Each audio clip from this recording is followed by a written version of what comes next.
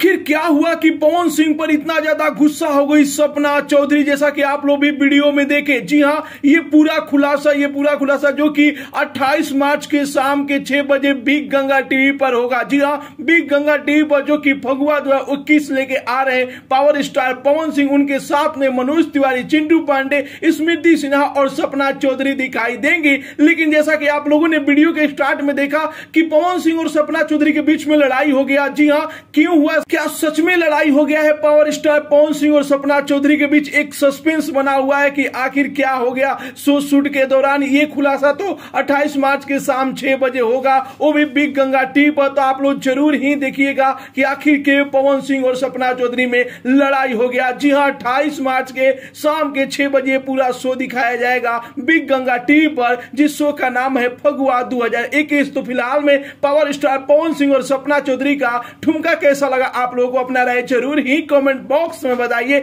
और साथ ही साथ इस वीडियो को ज्यादा से ज्यादा लाइक कीजिए, ज्यादा से ज्यादा शेयर कीजिए। मिलते अगले वीडियो में एक नया न्यूज के साथ, तब तक के लिए बाय बाय, टेक केयर, जय भोजपुरी।